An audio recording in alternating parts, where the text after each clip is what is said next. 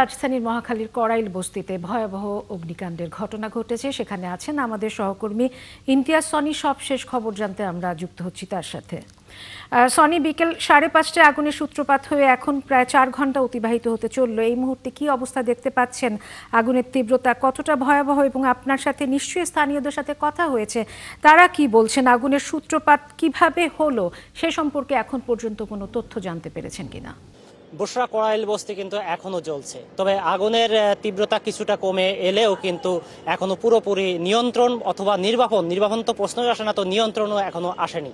তো ফায়ার সার্ভিসের সাথে আমরা কথা বলেছি এবং স্থানীয়দের সাথে কথা বলে যতটুকু জানতে পেরেছি যে মূলত হচ্ছে পশ্চিম পাশে কড়াইল বস্তির যে পশ্চিম পাশ, এটাতে আগুনের সূত্রপাত হলেও এখন কিন্তু সেই আগুনটা আসলে উত্তর পূর্ব পাশে কিন্তু অবস্থান করছে। কিন্তু এই আগুনটা আসলে বস্তিতে যে কাঁচা পাকা ঘর এবং বিভিন্ন রকম বাঁশ কাঠের হওয়ার কারণে এই আগুনের কিন্তু দ্রুত ছড়িয়ে পড়ে পুরো বস্তিতে।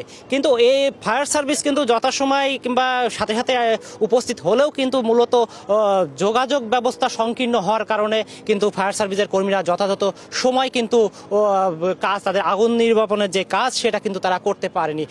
আমরা এখানে এসে দেখেছি কিন্তু গাড়ি ঢুকতে না পারার কারণে কিন্তু ফায়ার সার্ভিসের ইনস্ট্রুমেন্ট অথবা যেসব উপকরণ দিয়ে আগুন নির্বাপন করবে সেগুলো কিন্তু নৌকায় করে, অর্থাৎ যে হাতির যে সে ঝিলপাড়, গুলশান যে ঝিলপাড়, সেই ঝিলপাড়ে নৌকায় করে বিভিন্ন উপকরণ নিয়ে গিয়ে কিন্তু তারা সেই আগুন নির্বাপনের কাজ চালিয়ে যাচ্ছে। তো এছাড়াও কিন্তু আমরা ফায়ার সার্ভিস যেটা বলছে, তারা গাড়ি ঢুকা বস্তির ভেতরে প্রবেশ করতে না পারলেও কিন্তু পাম্পের মাধ্যমে, এখানে আপনি জানেন যে এই কড়াইল বস্তির আশপাশে যে লেক আছে, ঝিলপাড় আছে, সেখান থেকে আসলে কিন্তু জেনারেটরের মাধ্যমে পাম্প করে পানি নিয়ে তারপরে তারা কিন্তু নির্বাপনের কাজ শুরু করেছে এবং সেইগুলো কাজ এখনো চলছে।